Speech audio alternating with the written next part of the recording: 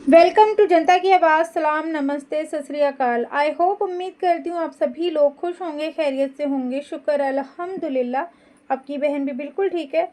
तो कल के लिए माजरत चाहती हूँ, जिस वीडियो को अपलोड करने का वादा किया वो नहीं कर पाई, इसीलिए वो वीडियो मैं अभी अपलोड कर रही हूँ। परसों वक्त की कमी की वजह से ना थोड़ा छोटा वीडियो बना था, उसी को आगे बढ़ाती हूँ।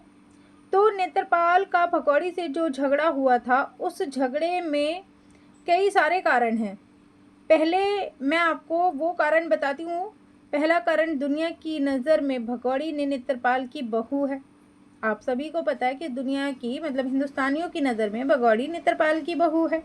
और वही बहू रामू के आने के बाद नेत्रपाल के बेटे को साइड में हटाकर रामू से चिपक जाती है और नेत्रपाल के बेटे लपू झप्पू से नौकरों वाले काम करवाती है। और कोई एंकर इंटरव्यू लेता है तो सिर्फ और सिर्फ भगौड़ी का ही इंटरव्यू लेता है, तब भी लप्पू झप्पू को नौकर ही दिखाया जाता है। और आप सबको पता है, इसी वजह से सारे हेटर्स भी लप्पू झप्पू को नौकर कहते हैं या फिर दल्ला कहते हैं, है ना। ऐसा नेत्रपाल का मानना है। यानी भगौड़ी की इन्हीं हरकतों की वजह से मेरे बेटे को सारी दुनिया नौकर और लप्पू झप्पू दल्ला कहती है।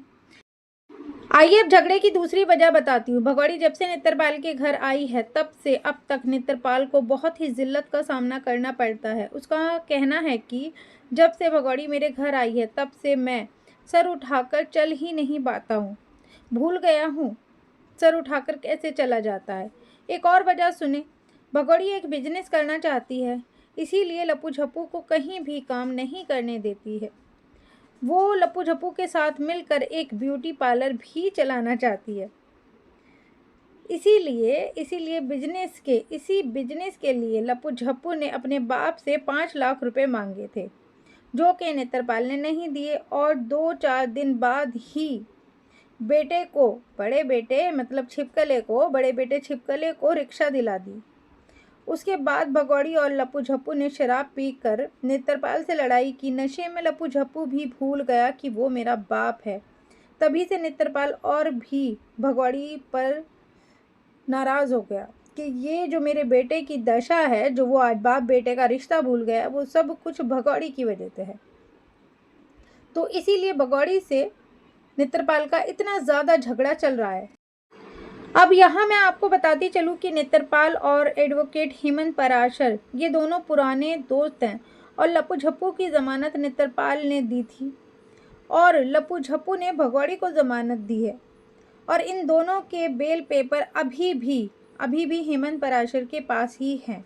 बेल पेपर में भगौड़ी ने ये लिखवाया है कि मैं गलती से इंडिया आई हूँ और मैं वाइफ ऑफ गुलाम हैदर हूँ। और लप्पू झप्पू ने बेल पेपर में लिखा है कि भगौड़ी सिर्फ और सिर्फ मेरी दोस्त है, इसके सिवा और कुछ भी नहीं है। और भगौड़ी और रामू के लिए मुश्किल यहाँ है कि रामू ने इन दोनों की नेपाल वाली शादी का रजिस्ट्रेशन पेपर कोर्ट में पेश किया है और इन दोनों को पति पत्नी बताया है। एक अडॉप्ट बच्ची को भगौड़ी की बेटी बताकर उसकी जन्मपत्री भी बना ली है, उसे कोर्ट में पेश किया है। अब आप ही बताएं कि अगर नेत्रपाल ने लप्पू झप्पू की ज़मानत वापस ले ली तो लप्पू झप्पू जाएगा जेल। समझ गए आप लोग? यानी कि जिसने भगौड़ी को ज़मानत दी है वो जेल गया तो भगौड़ी भी सीधी सीधी जाएगी जेल की हवा खाएगी। तो फिर रामू के लिए भगौड़ी और लप्पू झप्पू की ज़मानत करवाना एक चैलेंज हो जाएगा, क्योंकि रामू इन दोनों को पहले ही पति पत्नी दिखा चुका है और ये दोनों अपने को सिर्फ एक लिखत में दोस्त दिखा चुके हैं। ये नहीं मुँह ज़ुबानी, कोर्ट के सामने लिखित रूप में अपने आप को सिर्फ दोस्त दिखा चुके हैं।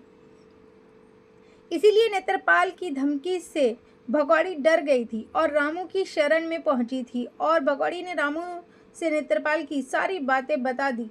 फिर रामू ने भगौड़ी से कहा कि तुम उन लोगों से मोहब्बत से पेश आओ, उनके साथ मोहब्बत से मिलजुल कर रहो, वरना बहुत दिक्कतें होंगी। जैसे कि नेत्रपाल चाहता है वैसा ही करो, वैसे ही रहो, वरना घर से बेघर हो जाओगी उसके बाद भगौड़ी वापस आई अपना सा मुंह लेकर, और जाती भी कहाँ, कहते हैं ना मरता क्या ना करता।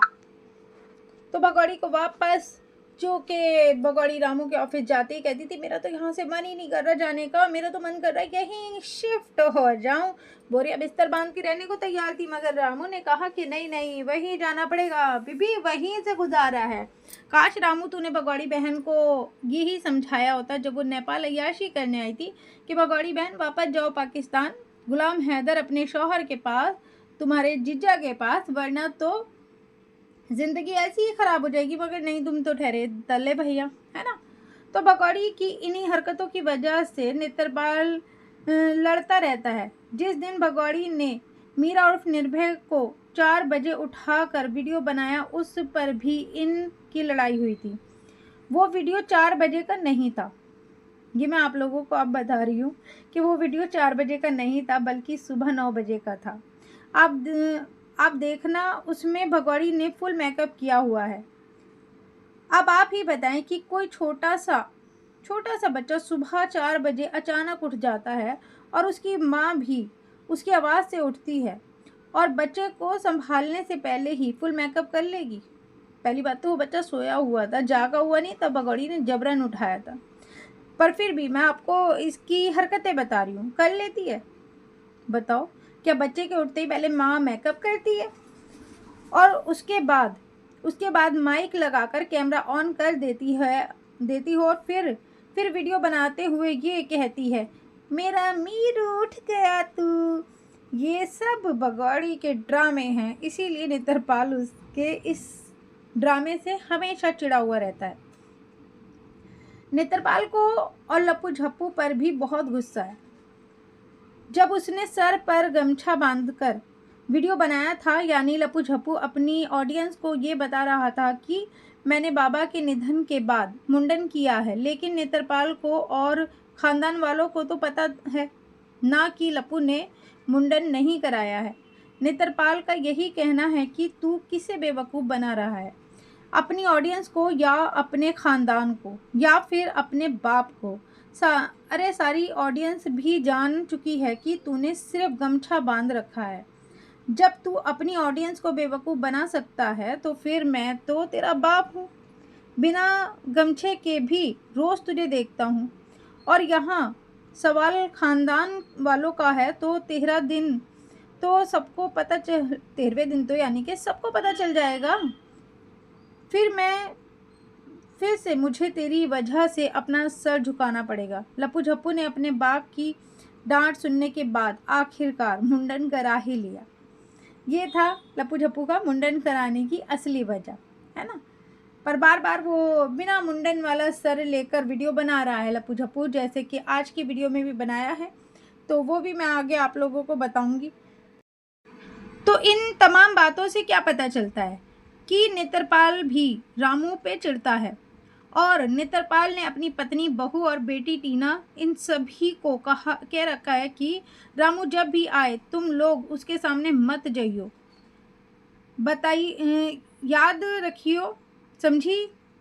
अब मैं आपको याद दिला दूं, जिस दिन रक्षाबंधन था और रामू अपने सीधे हाथ पर राखी बंधवाने आया था, तब भी नेत्रपाल का आदेश माना गया था। उसके बाद अब तक रामू नहीं आया, और आगे भी आप लोग देखना, जब भी रामू आएगा तब छिपकली, टीना और उसकी माँ, ये तीनों में से कोई भी सामने नहीं होगा,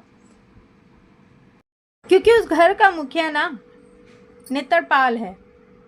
लप्पू झप्पू ज़रूर पाकिस्तानी अम्मी के कहने पर चलता है, मगर टीना को, उसकी माँ को, उसकी भाभी को, इन सब को नेत्रपाल के कहने पर चलना पड़ेगा। नेत्रपाल बाहर भी बैठता है लोगों में। नेत्रपाल को अपने 2 कवारे बच्चों को भी ब्याहना है अपने समाज में, है ना। अब हर आदमी तो कोठा नहीं खुलवाएगा ना, कि हर आदमी बर्दाश्त कर लेगा कि नेत्रपाल जो बहू लाएगा तो उस बहू को भी किसी कोठे पर बिठाए, या नेत्रपाल जो अपनी बेटी किसी को देगा तो वो उसको भी ऐसे ही नचाए। हर इंसान के घर का रिवाज ऐसा नहीं होता। तो इसीलिए नेत्रपाल ने अब यही बेहतर सोचा है कि अपने परिवार के लिए कि इस भगौड़ी और इस गंदी औलाद से वो बाइकआउट करता है, और कहता है कि जब भी भगौड़ी के यार आशिक आएँ तो तुम लोगों ने उनके सामने नहीं जाना है। उन लोगों के सामने नहीं जाना है, कोई कंटेंट नहीं बनाना है। तुमने अपनी वीडियो बनानी है तो बनाओ और अपलोड करो, नहीं तो भगौड़ी को लेकर या उसके यार आशिकों को लेकर कोई कंटेंट शूट नहीं करना है। जिस दिन आप लोगों को याद होगा वो मामा आए थे बंगाल वाले, उस दिन भी भगौड़ी ने बाकायदा बड़ी मुश्किल से जैसे तैसे भी नेत्रपाल को बिठा तो लिया था, मगर नेत्रपाल ने बड़े उखड़े उखड़े से जवाब दिए थे और जवाब देते ही वो वहाँ से चला भी गया था कि उसे बहुत काम है, क्योंकि जाहिर है वो तो कामकाजी आदमी ठहरा। अब भगौड़ी और लप्पू की तरह उसके पास फंडिंग तो आ नहीं रही है ना। तो इसीलिए भैया आजकल नेत्रपाल की गैरत अब जाग चुकी है, और मैं तो चाहती हूँ अच्छी बात है, नेत्रपाल की गैरत ऐसे ही जागी रहे और वो लात मार के ना इस पाकिस्तानी भगौड़ी और अपने बेटे दोनों को लात मार के भगा दे। वैसे काश नेत्रपाल की गैरत इतनी ही अगर पहले दिन ही जाग जाती तो अभी तक जितना फसाद, जितनी जिल्लत, जितनी रुसवाई नेत्रपाल ने देखी है वो सब कुछ ना देखनी पड़ती। तो जी चलें, ये था पूरा मसला जो मैंने आप लोगों को बता दिया है। आई होप मेरे भाई बहनों को पसंद आया होगा और समझ भी आया होगा कि मिसेस हैदर की क्या कंडीशन चल रही है अब नेत्रपाल के घर में। तो चलें जी, अपनी बहन को रखिएगा दुआओं में याद। वीडियो अगर पसंद आई हो तो लाइक शेयर सब्सक्राइब ज़रूर कीजिएगा, कमेंट ज़रूर कीजिएगा। अल्लाह हाफिज़।